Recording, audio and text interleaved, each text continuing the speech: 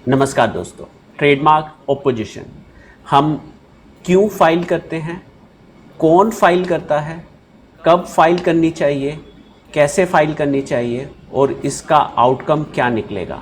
इस वीडियो में हम ट्रेडमार्क ओपोजिशन के बारे में डिटेल में समझेंगे, इस प्रोसीजर को समझेंगे, टाइमलाइन के बारे में समझेंगे। तो then let's start with understanding of these two questions, who and why. सबसे पहले अगर हम बात करें who files the trademark oppositions के बारे में और क्यों फाइल करते हैं proprietors of the earlier trademarks. अगर मान लो आप ट्रेडमार्क एप्लीकेंट हो या आपका ऑलरेडी रजिस्टर्ड ट्रेडमार्क है, तो someone else is trying to file a trademark application similar to your brand name, तो डेफिनेटली आप जो हैं अगर एक्टिव हो, आप ट्रेडमार्क जर्नल्स को रेगुलरली वॉच करते हो, तो then you do not want someone else to seek a protection of a brand name जो कि similar to your brand name है, जो कि similar to your registered brand name है।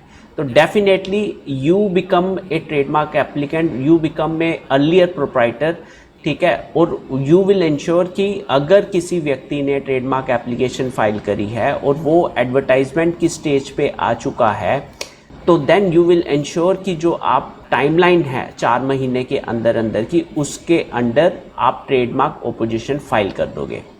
सेकंड, बिजनेस के एग्जांपल में अगर हम बात करें हु एंड वाई के आंसर्स में, जो लाइसेंसर्स हैं या ऑथराइज्ड यूजर्स हैं, फॉर एग्जांपल आप अपना बिजनेस कर रहे हो, आप इंपोर्टर हो, आप किसी पर्टिकुलर कंपनी का, फॉरेन कंपनी का प्रोडक्ट इंडिया में लाते हो, उसको you are selling across length and breadth of the India. तो आपके जो वेंडर्स थे, आपके जो डिस्ट्रीब्यूटर्स थे, one of the distributor decided कि मैं ही ट्रेडमार्क एप्लीकेशन फाइल कर देता हूँ, राइट। तो इन दैट केस अगर फॉरेन कंपनी जो कि इंडिया में अभी ऑपरेशनल नहीं है, it is only operational through you in India and you have an authority to file opposition proceedings against this person, जो डिस्ट्रीब्यूटर है, जो मिसयूज़ कर रहा है आपकी लाइसेंसिंग की टर्म्स एंड कंडीशंस को, तो then you are entitled to file a trademark opposition against this person, trademark application. तीसरा आ जाता है successors in title, partners of the firm, directors of the company.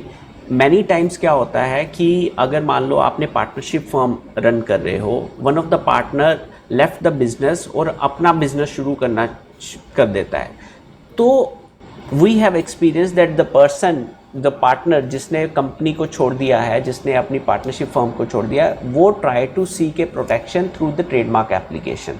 उसके पास प्रूफ्स तो होते हैं, उसके पास डॉक्यूमेंट्स भी होते हैं कि देखो ये मेरे नाम पे इनवॉइस रेज करा था, I am the partner, one of the partner of this partnership firm, अब मैं इस ब्रांड नेम का लेट्स से ओनर हूँ, प्रोप्राइटर हूँ। तो then he will try to file misleading information before the trademark registry and try to seek protection for the trademark, जो कि जिसके लिए वो एंटाइटल्ड नहीं है। Similarly we have seen scenarios कि अगर कोई सोसाइटी का वीपी था या कोई सेक्रेटरी जनरल था, एंड जब वो अपनी सोसाइटी को छोड़ देते हैं, या वो अगर डायरेक्टर्स थे किसी कंपनी में और उस डायरेक्टरशिप से रिज़ाइन कर देते हैं, तो then they try to file such trademark applications and seek protection over the brand name, जो कि इफेक्टिवली एक सोसाइटी का ही था, जो कि एक कंपनी का ही था।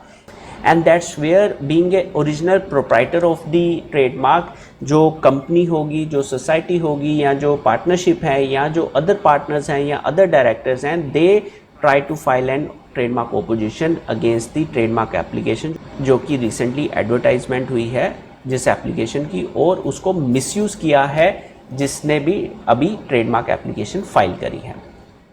अनदर एस्पेक्ट अगर बिजनेस के एंगल से हम देखें, misuse by the infringers. Many times we have experience, many times clients have come to us कि देखो हमने ई कॉमर्स प्लेटफॉर्म पे अपना प्रोडक्ट बेचना शुरू किया, someone is already selling the product under our brand name but we do not know that person, और जब हमने इसका ट्रेडमार्क का स्टेटस चेक किया तो इस व्यक्ति ने ट्रेडमार्क की एप्लीकेशन भी फाइल कर रखी थी और ये अभी रिसेंटली एडवर्टाइजमेंट भी हुई है इस एप्लीकेशन की। And that's where typically I am not saying ये सारे के सारे exact all scenarios are there, but these are the common scenarios जिसके अंदर एक बिजनेस रन करने वाले व्यक्ति को ट्रेडमार्क ऑपोजिशन फाइल करने की रिक्वायरमेंट आ जाती है। अगर हम स्टैट्यूटरी रिक्वायरमेंट की बात करें तो हमारा जो ट्रेडमार्क एक्ट है उसके अंडर जो सेक्शन 21 है वो ये डिस्क्लोज करता है any person can file the notice of opposition to the trademark application which is recently advertised within the trademark journal. अगर हम स्टैट्यूटरी एक्ट की रिक्वायरमेंट्स की बात करें तो as per section 21 any person can file the opposition to a trademark application which is advertised in the journal. So let us quickly go through ये section 21 कहता क्या है। सेक्शन 21 की अगर हम बात करें, अगर हम ओवरऑल ट्रेडमार्क ऑपोजिशन की प्रोसीजर की बात करें तो हमारे पास section 21 of the trademark act है and rules 42 to 51 of the trademark rules 2017 हैं, जो कि पूरा एक प्रोसीजरल एस्पेक्ट क्या रहता है ट्रेडमार्क ऑपोजिशन में उसको डिस्क्लोज करते हैं हम लोगों के लिए। लेट अस सी सेक्शन 21 क्या कहता है।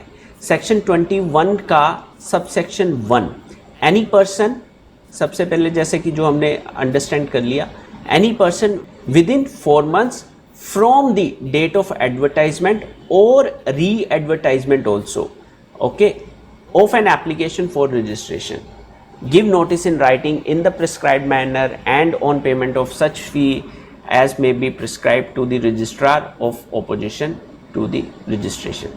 So basically we have any person, okay, and plus 4 months, okay. अब बाकी अदर रिक्वायरमेंट्स को ध्यान में रखना ही है obviously, but you have effectively 4 months to file a trademark opposition from the date of advertisement of the trademark in the journal। या फिर अगर ट्रेडमार्क एप्लीकेंट ने कुछ लेट्स से अमेंडमेंट फाइल करी, right, amendment in the form of उसने trademark के let's say कुछ delete कर दिया अपने ब्रांड नेम में, राइट, तो देन री एडवर्टाइजमेंट होगी, आपको फिर से एक विंडो, फिर से आपकी ट्रेडमार्क ऑपोजिशन फाइल करने की विंडो दोबारा से खुल जाएगी, ओके। सो अब अपने को ये तो पता है कि 4 महीने के अंदर अंदर हमें ट्रेडमार्क ऑपोजिशन फाइल करनी है, लेकिन ग्राउंड्स क्या होंगी हमारी। Let's come to the grounds of filing the trademark oppositions. ये ग्राउंड्स ऑल ग्राउंड्स नहीं है, we are checking only the common grounds. Common grounds में भी हमारे पास 2 तरह की ग्राउंड्स हैं जो कि वेरी वाइडली यूज होती हैं। Let's understand these grounds one by one, okay.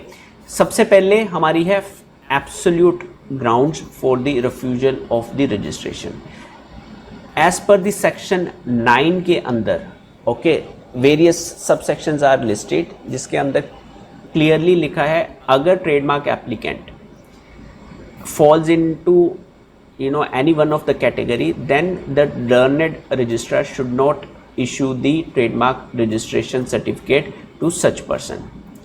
Somehow let's say trademark registrar को लगता है कि भाई उसने ये सेक्शन 9 की कंप्लायंस जो है कर ली है और एडवर्टाइजमेंट हो जाती है, but still you have the statutory opportunity to invoke these grounds of opposition while filing the your opposition proceedings. पहली ग्राउंड जैसे आ जाता है कि you say that marks is devoid of distinctive character, for example. So इसमें you can see जो subsection 9(1) है वो प्रोहिबिट करता है इस तरह के मार्क्स को रजिस्टर होने में। फॉर एग्जांपल कि आपने ब्रांड नेम, जो ट्रेडमार्क एप्लीकेंट था उसने ब्रांड नेम डाला soap, SOAP, for the products related to bath soaps. Obviously now you have the opportunity to say that as per the section 9(1)(a) this marks should not be registered, okay। So let us consider another example जिसमें marks indicate quality, kind और geographical origin। For example किसी ने trademark application file करी for a brand name fresh Shimla apples, okay, for the product category apple pies, okay। Now in this scenario obviously जो fresh है वो quality को indicate कर रहा है, जो शिमला है वो जियोग्राफिकल ओरिजिन को इंडिकेट कर रहा है, और एप्पल्स अगेन प्रोडक्ट की the nature of the product को इंडिकेट कर रहा है। सो अगर कोई व्यक्ति फ्रेश शिमला एप्पल्स को रजिस्टर्ड कर लेता है, राइट, तो why such type of limitations are put up on the trademark registration is because कल को ये व्यक्ति हर बिजनेस ओनर जो कि शिमला से एप्पल बेच रहा है, और वो अगर वो लिख देता है कि फ्रेश शिमला एप्पल्स, तो वो उनको रोकने की कोशिश करेगा। बिजनेस को, शिमला जो कि एप्पल्स के लिए फेमस है, उसको, उस बिजनेस को ठप करने की कोशिश करेगा। And that's what our legislation does not want, that such kind of monopoly should be given while giving the registration of a trademark. Third is marks is a customary in trade. Okay, under section 91C, a mark cannot be registered if it consists exclusively of marks or indications which have become customary in the current language or in the bona fide and established practice of the trade. अब जैसे हम लोग सभी आज के time में cloud computing का ज़माना है। If you now just think over this कि अगर किसी व्यक्ति ने क्लाउड कंप्यूटिंग को एज ए ट्रेडमार्क प्रोटेक्शन ले लिया, तो he can try to control whole industry itself, and that's what we do not want to do it, and that's where you need to be very active if someone is trying to use such keywords जो कि पूरी industry को impact कर सकते हैं। अगर उसको trademark registration के प्रोसेस में उसका ट्रेडमार्क अगर एडवर्टाइज हो जाता है, तो then you can file an opposition within 4 months from the date of advertisements. So let us now move further to understand other kinds of grounds. Another example of absolute grounds में आएगा कि mark is likely to deceive or cause confusion। अगर हम subsection 92A के बारे में बात करें, many times we have seen description of products में लिखा रहता है pure cotton, pure wool, and whereas on the opposite side it is made up of only 100% polyester। so अगर किसी व्यक्ति ने इस तरह की चीज़ को, right, for the products, jackets, clothing की एरिया में प्रोटेक्शन लेने की कोशिश कर रहा है, तो then you have definitely one of ground for opposing that particular trademark application. Fifth is the marks hurting religious susceptibilities। okay, for example, if someone is misusing Om Namah Shivaya, right, on Om Namah Shivaya on some sleepers, then obviously you have every right to file a trademark opposition and oppose this such kind of trademarks. Another is prohibition of certain marks under the Emblems and Names Act 1950। अगर if someone is using, let's say Parliament of India, right, अगर कोई व्यक्ति ये mark use करने की कोशिश करता है, तो obviously that person would be debarred from using this trademark. लेकिन अगर कोई व्यक्ति सिर्फ पार्लियामेंट यूज़ करता है, not Parliament of India, right, तो then we have a recent judgment from honourable Delhi high court where it allowed such kind of mark also for registration. So let us understand another set of grounds जो कि relative grounds for a refusal of the registration, section 11। First example is identity or similarity with the earlier trademark। Let's say कोई व्यक्ति brand launch करता है अमूल्य, okay, in the segment of milk products में, right, तो then definitely अगर Amul is of the view that Amulya is going to create a confusion, definitely Amul has right to file an opposition against this trademark Amulya। Okay, next example is conflict with the well-known trademarks, for example Google versus Google Tiki। so this is definitely एक तो this ground is also available because here the person Google and Google, they are try to identity or similar with the earlier trademarks. And also the Google is a well-known trademark, it is also protected under 11.2 also. So this is also one of our ground when you consider filing of a trademark opposition against a trademark applicant. Let's now move to the other types of grounds. Other types of grounds में prohibited marks. For example कि section 13 of the trademark act जो है, it prohibits the applicants to seek protection for the chemical names. Best example if you see paracetamol. Okay, paracetamol is available, the chemical formula paracetamol is available under various brands, right? But no one can seek protection for the paracetamol. Then another example is use of names of living or recently dead persons. Unless and until you do not have a written permission from the legal representative of a living or a recently dead person, you cannot use the names of such persons.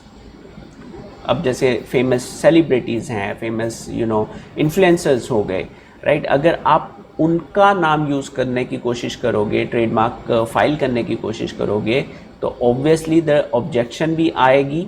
अगर by chance objection नहीं आती, right, तो then वो celebrity को, वो influencer को every right है to file a trademark opposition against such application. And third finally is which is very common and issues with the claims of the proprietorship. अब इसमें जो हमने स्टार्टिंग में डिस्कस किया था कि why and who के अंडर मेजरली इशू आता है कि ये जो ब्रांड नेम है, I am the proprietor of this brand name because I was using it prior to your use, and because of this we have a lot of oppositions. We have oppositions are there, then rectifications are there. Okay, then we have lot of suits are also there, जिसके कारण because there is always a conflict between who is the actual proprietor of that particular brand name, who is the actual user of that particular brand name, who is the actual prior user of that particular brand name. Okay, so these are the various grounds of opposition which you must consider in your mind while filing the trademark oppositions. This is not an exhaustive list of the grounds, but still these are certain common categories of the grounds. Okay, now let's now move to the procedure of the trademark opposition. So as I already discussed that the section 21 is there, plus then rules we have 42 to 51 of the trademark rules, which actually covers the complete procedure about the trademark opposition. Okay, but if we look at the section 21, the subsection 2 talks about the counter statement and the timelines, that if you are a trademark applicant and if someone else has filed a trademark opposition against your brand name, then you will be having 2 months time period to file a counter statement from the date of service of the trademark opposition. In a case if you are a trademark opponent, okay, and you have filed a trademark opposition against someone else trademark application, the moment you file the trademark opposition, the trademark applicant will get 2 months time period to file the counter statement. It's like the countering your allegations in your trademark opposition, and but he will be having 2 months to file the oppositions. Okay, after that, once the counter statement is served, okay, if we see this subsection 3, if the applicant sends such counter statement, the registrar shall serve a copy thereof on the person giving notice of opposition. So counter statement आया, counter statement file हो गया, उसके बाद subsection 4 जो है वो बात कर रहा है एविडेंस की. ओके, एविडेंस में क्या टाइमलाइन है, that is been disclosed in the rules. Once the evidence का स्टेज कंप्लीट होगा उसके बाद final stage is of hearing. Okay, so let's now quickly go to these stages one by one.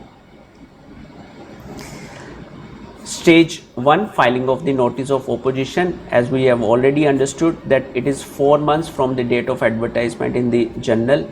आपको TMO form file करना पड़ेगा जिसकी e filing है 2700 rupees and physical filing is 3000 rupees.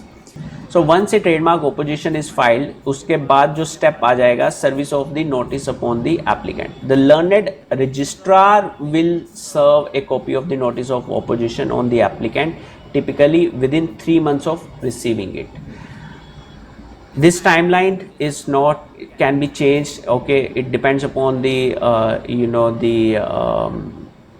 queue, okay, or before lying before the registrar of the trademark. So overall, anyone whosoever has filed the trademark opposition, okay, if you are a trademark opponent, it will go to the trademark registrar, then the registrar will send or serve the copy to the trademark applicant.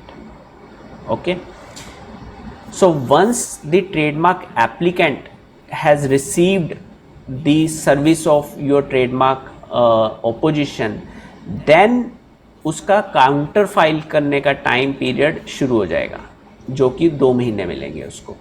Okay, the applicant must file A counter statement on form TMO within 2 months from the service of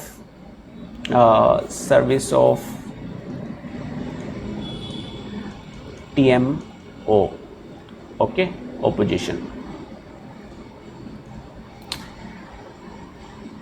This is very very important for you to understand is, आपने trademark opposition file करी, trademark applicant ने 2 महीने के अंदर अंदर counter file नहीं किया तो उसकी trademark application abandoned. That's very very clear as per the section 21(2) also. Okay, if the applicant does not file a counter statement within the prescribed 2 months, he shall be deemed to have abandoned his application. Process finished, you achieved your objective. Okay, अगर उसने file कर दिया, then trademark registrar जो है वो counter statement को सर्व करेगा to the opponent party. अब उसके बाद ओपोनेंट पार्टी को as per rule 45(1) he has to file evidence within 2 months from the date of service of the counter statement. Okay, so if I say this thing, counter statement,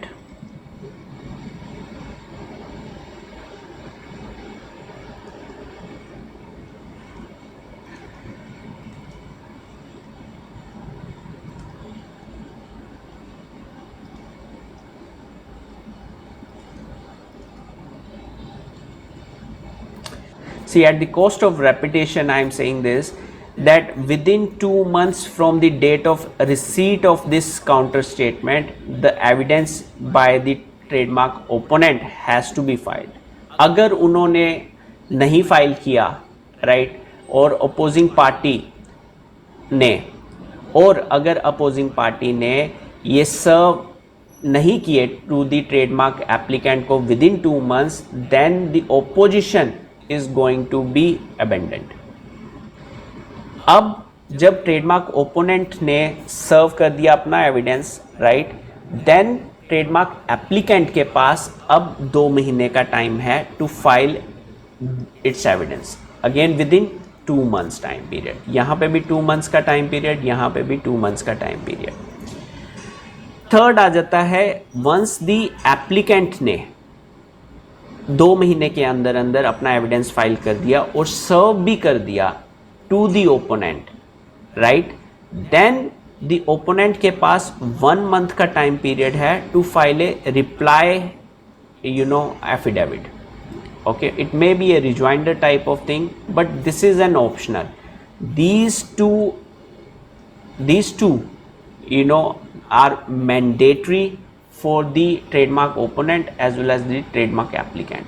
अगर trademark opponent ने अपने 2 महीने के अंदर evidence file नहीं किया, opposition abundant. अगर trademark applicant ने 2 महीने के अंदर अपना एविडेंस फाइल नहीं किया, then the trademark application will be deemed abandoned. However there is a catch also. Okay, अगर ट्रेडमार्क एप्लीकेंट ये बोल देता है कि I am going to rely only upon my counter statement, okay, then he does not require to file the evidence. Similarly, अगर trademark opponent ये बोल देता है कि he is not going to file the evidence, he is going to rely only upon the trademark opposition, then such condition will not be applicable on the trademark opponent. Finally, जब evidence की stage complete हो जाएगी, उसके बाद hearing का stage आ जाएगा। hearing में जो learned registrar है, okay, will give notice to the parties of the dates of hearing. अगर किसी ने एडजर्नमेंट फाइल करनी है, he has to file an adjournment at least 3 days before the hearing date, okay. And once you know the hearing is concluded, उसके बाद final decision आएगा, either आपकी opposition dismiss हो जाएगी या ट्रेडमार्क एप्लीकेशन डिसमिस हो जाएगी, या फिर ट्रेडमार्क एप्लीकेंट को कंडीशंस इम्पोज कर दी जाएगी कि okay, you know, I am giving you, you know, I am allowing your application, but with so and so conditions. Maybe you have to amend your products description, services description. Maybe you have to amend the brand name itself, or maybe you are going to, you know, limit your brand name protection only in so and so region only. Okay, so that's where different types of conditions can be imposed on the trademark applicant. So ये तो अभी तक हमने discuss किया कि India में overall trademark opposition का procedure क्या है। Let us also go through very quickly on what happens for the Madrid applications. Okay, we know कि international application, trademark applications filed under the Madrid protocol, जिसमें India को designate किया जाता है, तो क्या उसके लिए कोई ट्रेडमार्क ओपोजिशन का process is it going to be different? Answer is no. Once मान लीजिए कि किसी ने trademark application being a foreign applicant file करी, राइट, अगर ट्रेडमार्क ऑफिस को कोई इशू है, कोई ऑब्जेक्शन रेज करनी है, तो देन वो प्रोविजनल रिफ्यूजल इशू कर देंगे। Once the foreign applicant who has filed the international trademark application through the Madrid protocol designated India, अगर वो completely comply कर लेते हैं as per the Indian Trademark Act, then the application will be published in the Trademark Journal, and from there 4 months time period के अंदर अंदर trademark opposition का process शुरू हो जाएगा, एंड ऑल दो steps that filing of the counter statement, filing of opponent's evidence, filing of trademark applicant's evidence, and optionally the reply evidence अगर file करना है, तो वो सब stages as per the statutory timelines की तरह कंप्लाई करी जाएंगी, एंड फाइनल हियरिंग होगी, एंड फाइनली डिसीजन आएगा। Okay, so if I conclude this overall video, it simply states, majorly is this thing, okay, this for the businesses it is a vital tool। ये trademark opposition, अगर आप trademark applicant हो, right, and very honestly pursuing your brand name, then you must be very cautious अगर किसी व्यक्ति ने trademark opposition file कर दी है आपके against, okay.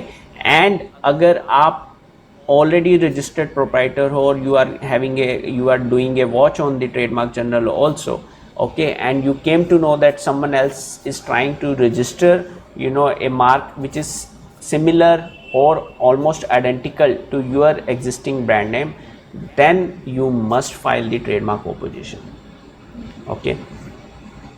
I hope this video would have helped you to understand more about the trademark opposition procedures in India.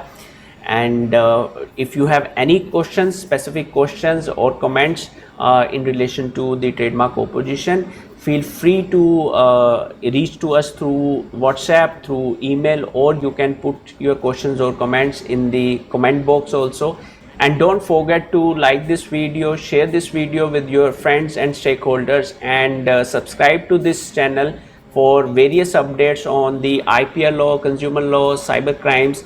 And thank you very much for going through this video. Jai Hind.